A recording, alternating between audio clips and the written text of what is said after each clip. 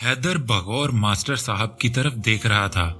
अरब में रवाज था कि जब बच्चा पैदा होता था तो उसे दाई के हवाले करके शहर से दूर देहात वगैरह में भेज दिया जाता था, जहां वो अपने बचपन के इब्तदाई साल गुजार कर वापस आता था।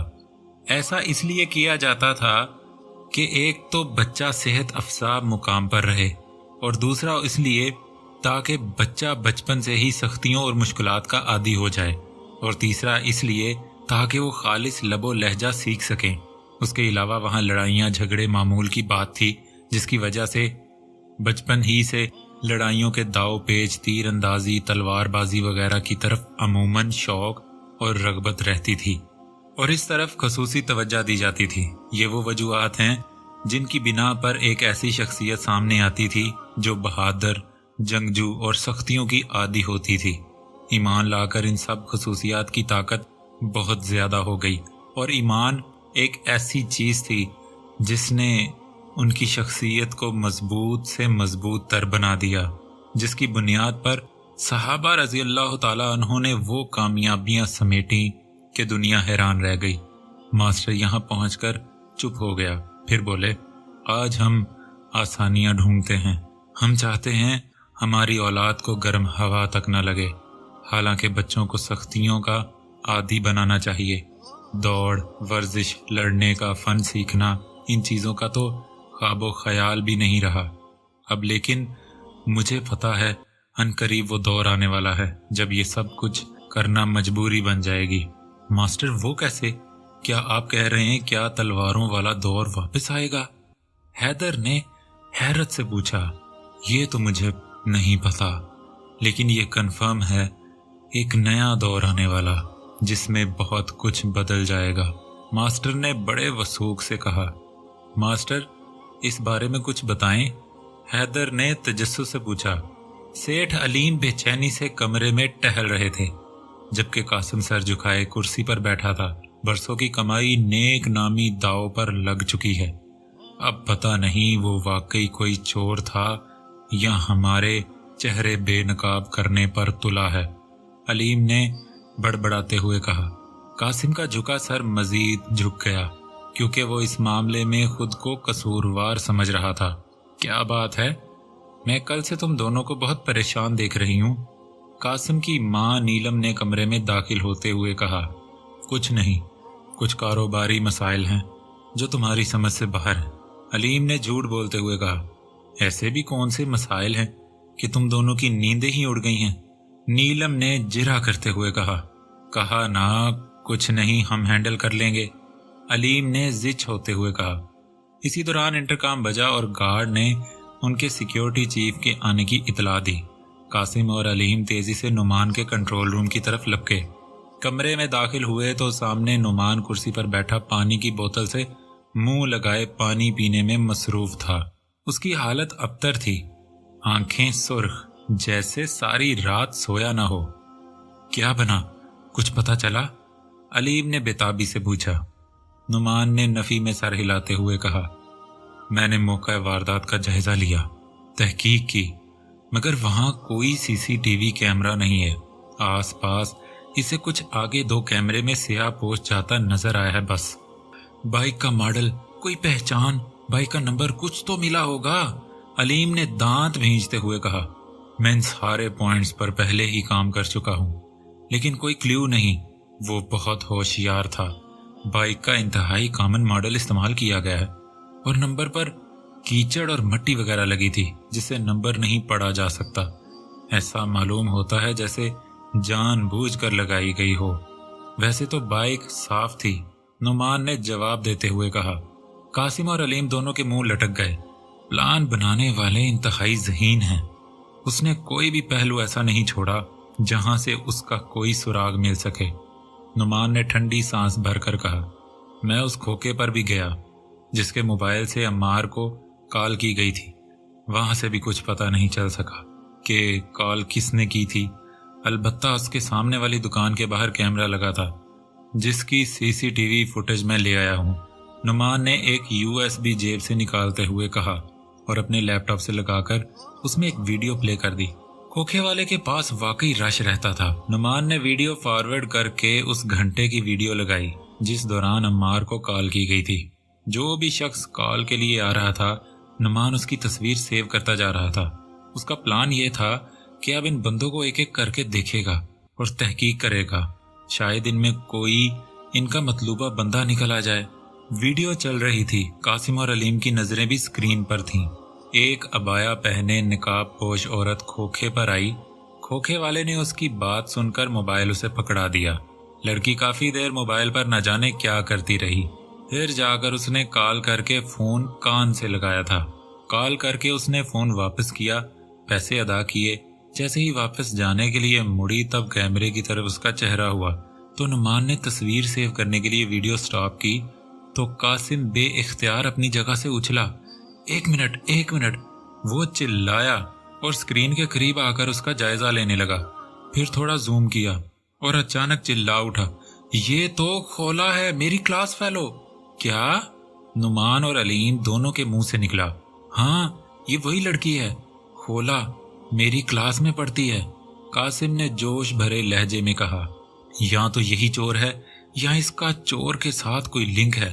नुमान वीडियो पर रुका, वक्त देखकर कहा, क्योंकि यही तकरीबन वो वक्त है जब अम्मार को कॉल की गई थी। नुमान ने पुरवसोक लहजे में कहा, आज संडे था इसलिए खोला घर पर थी। नाश्ते के बाद उम्मे हानी दौड़ती हुई खोला के पास आई और कहने लगी, आपी कोई ऐसा काम बताओ जो मैं भी भाई को कहूँ और वो कर ना सके लेकिन मैं वो काम कर लूँ। भाई मुझसे अजीब अजीब सवाल पूछता है। खोला ने थोड़ी देर सोचा, फिर मुस्कुराते हुए उम्मे हानी के कान में कुछ कहने लगी। वो सुनकर उम्मे हानी खिलखिलाकर हंसने लगी और दौड़ती हुई ड्राइंग रूम में चली गई। खोला भी उसके पीछे पीछे चली आई क्योंकि सभी वहां बैठे थे। बाबा जानी तो रात ही को कहीं चले गए थे। उम्मे हानी कापी और बॉल पेन लेकर बैठ गई और थोड़ी देर बाद अपने से 2 साल बड़े भाई उबैद से कहने लगी, एक काम है जो तुम नहीं कर सकते, मैं कर सकती हूँ। उबैद हंसने लगा और कहने लगा, ऐसा कोई काम है ही नहीं जो मैं ना कर सकूं और तुम कर लो। उम्मे हानी बोली, अगर ऐसा है तो ये पकड़ो बॉल पेन। उबैद ने जब पकड़ ली फिर पूछने लगी, बताओ ये किस कलर में लिखती है? उबैद ने लिखकर देखा तो ब्लू थी। तो उबैद ने कहा, ये ब्लू है। उम्मे हानी ने कहा, अब इससे रेड लिख कर दिखाओ। बॉल पेन ब्लू है तो इससे रेड कैसे लिखा जा सकता है? उबैद थोड़ा हैरान हुआ। अपी खोला और जर्रार मुस्कुराते हुए इन दोनों को देख रहे थे। कोई जादू कर लो, कुछ भी कर लो, लेकिन रेड लिख कर दिखाओ। उबैद काफी देर लकीरें बनाता रहा पेंसिल से, मगर वो ब्लू थी, ब्लू ही रही। नहीं लिखा जा सकता। उबैद ने हार मानते हुए कहा। उम्मे हानी हंसने लगी और पेंसिल उसके हाथ से लेकर कहने लगी, च इतना भी नहीं कर सकते। फिर उम्मे हानी ने कापी पकड़ी और उसके ऊपर लिखने लगी, आर, फिर ई, फिर डी। ये बन गया रेड। रेड देख लो, मैंने उस ब्लू पेंसिल से रेड लिख दिया, तुम हार गए। उबैद खसियानी सी हंसने लगा। लो, ये भी कोई बात हुई? आप भी तो भाईजान के बगैर बोर हो रही हैं। खोला ने शरारत से आपी को कहा, वो बस पहुंचने वाले हैं। आपी ने मुस्कुराते हुए कहा ही था कि बेल बजने लगी। लो, आ भी गए। आपी बाहर चली गई और थोड़ी देर बाद अपने शौहर के साथ अंदर आई। उम्मे हानी और उबैद अपने पापा की टांगों से लिपट गए। कल कहाँ चले गए थे यूनिवर्सिटी के बाद? आपी कह रही तुम्हारी कोई मीटिंग है? खोला ने पूछा। हाँ, मीटिंग ही थी। यूनि वालों ने मुझे अपना तर्जुमान बनाकर भेजा था। वहाँ एक दोस्त मिल गया, उसने जबरदस्ती रोक लिया था। राशिद ने जवाब दिया। राशिद ना सिर्फ बहनोई थे खोला के, बल्कि सार भी थे। आपी इतने में नाश्ता बनाने चली गई। भाई प्लीज, एक काम था आपसे। खोला ने बेचैनी से कहा। हाँ हाँ बोलो, राशिद ने हौसला देते हुए कहा। भाई वो पूछना था, शायद आपको पता हो ब्लैक हिंट का क्या मतलब है? खोला ने हिचकिचाते हुए कहा। ब्लैक हिंट नाम सुनते ही राशिद चौंक गया और खोला की तरफ देखने लगा। उमर बाअदब होकर बाबा के सामने बैठा था। बाबा ने टेक छोड़ी और सीधे बैठ गए और धीमे से पूरा सर लहजे में कहने लगे, हलावत एक बहुत बड़ी नेमत है। मुझे नहीं पता कि मैं तुम्हें ठीक से समझा पाऊं या नहीं, मगर अपनी पूरी कोशिश करूंगा। बाबा एक तौक़ुफ़ के लिए चुप हुए और फिर बोले, दुनिया में हम देखते हैं जब एक लड़के और किसी लड़की में नई नई मोहब्बत होती है तो शुरू शुरू में क्या होता है, महबूब का नाम लबों पर तन्हाई में भी ले तो उसे नाम लेने में भी मजा आता है। हर वक्त इंसान महबूब की सोचों में रहता है, कोशिश करता है जितना हो सके उससे राब्ता रहे। सारी सारी रात छुपकर बातें होती हैं लेकिन दिल नहीं भरता। एक दूसरे के साथ वक्त बिताने को दिल करता है, बिला वजह हंसी आती है। एक खुश हो तो दूसरे को भी खुशी महसूस होती है। एक को कोई गम हो तो दूसरा हर मुमकिन कोशिश करता है उसका गम दूर करने की फ्यूचर प्लानिंग होती है, और ऐसा करने में वो बेहद खुशी महसूस करते हैं। एक दूसरे की तस्वीर को छुपा कर रखा जाता है। इन तस्वीर को देखते हैं और दिल में गुदगुदी सी महसूस होती है, और ऐसा बहुत कुछ होता है, तुम्हें मालूम है ना? बाबा ने पूछा। उमर ने असबात में सर हिलाया। ये जज्बात सिर्फ मर्द और औरत की मोहब्बत पर नहीं, बल्कि हर उस चीज से मुताल्लिक ऐसे ही जज्बात उभरते हैं जो हमें पसंद होती हैं, चाहे बेजान चीजें ही क्यों ना हो, मसलन नई कार या कोई और नई चीज। जी बाबा, ऐसा ही है, उमर ने तस्दीक करते हुए कहा। बेटा, जब ईमान की हलावत नसीब होती है ना, तब यही इसी तरह के खालिस जज्बात अल्लाह के लिए उभरना शुरू हो जाते हैं। क्यों हम सारी रात इबादत नहीं कर पाते? क्यों हम नमाज के लिए भी खुद को ज़बरदस्ती तैयार करते हैं? क्योंकि हमको उसकी हलावत नसीब नहीं, अगर है भी तो इंतहाई कम। बेटा, सुना तो होगा राबिया बसरी, जुनेद बगदादी वगैरह इतनी इबादत करते थे। फलां एक बंदा इतनी इबादत करता था, वो मजबूर नहीं थे, ना खुद को ज़बरदस्ती ये करने पर मजबूर करते थे, बल्कि उन्हें हलावत मिलती थी। उन्हें मज़ा इतना आता था कि बाकी सारी लज्जतें उन्हें महसूस नहीं होती थीं। बाबा सांस लेने के लिए रुके और थोड़ी देर के लिए चुप हो गए, और फिर जब बोले तो न जाने क्यों उनकी आंखें नम हो गईं और उनकी आवाज़ भर आई। आंखों से आंसुओं के कुछ कतरे गालों पर उतर आए और भराई आवाज़ में बोले, मैं कसम खा कर कह सकता हूँ बेटा, जिसको ये हलावत मिल जाती है ना, उसको इतना मज़ा आता है नमाज पढ़ने में कि वो दुनिया भूल जाता है। वो भरे मजमे में भी दिल में अल्लाह से बातें करता है। उसे अल्लाह के रास्ते में तकलीफ मिलने में भी मज़ा आता है कि बेख्तियार अल्लाह से कहता है कि तेरी खातिर और तकलीफ आए। उसे अल्लाह कहने में भी सुरूर महसूस होता है। वो सूली चढ़ कर भी मुस्कुराता है। वो अपने जख्मों को देख कर कह कहे लगाता है। जिसे हलावत मिल जाए उसका दिल लगता ही मस्जिद में है, दुनिया से बेपरवाह हो जाता है। बेटा, जाओ, जानदार और बेजान चीज़ों से नज़र की हिफाजत करो। अल्लाह दिल की आंखें खोल देगा। जिस्म के कानों को अल्लाह के लिए नापसंद कलामों को सुनने से रोक दो, अल्लाह रूह के कान खोल देगा। ये दो काम कर लो, बेटा, हलावत मिलेगी। हलावत मिल गई, समझो हर नेकी की तौफीक मिल गई। बाबा बोलते बोलते थक गए थे। उन्होंने फिर टेक लगा ली और आंखें मूंद लीं। उमर खामोशी से उठा और सलाम करके वापस हो लिया। बाबा ने ज़ेरे लब सलाम का जवाब दिया। जब उमर दरवाजे से बाहर निकलने लगा तो उसने पीछे मुड़कर देखा, बाबा सजदे में पड़े थे और उनका जिस्म हचकोले खा रहा था। इस मंजर ने ऐसा दिल पर असर किया कि उमर की आंखों में भी नमी आ गई। मस्जिद के सहन में खड़े होकर उसने आसमान की तरफ देखा और घुटनों के बल बैठकर दोनों हाथों से झोली उठाकर दिल ही दिल में कहने लगा, या अल्लाह, मैंने आज तक किसी के सामने झोली नहीं फैलाई, तू जानता है।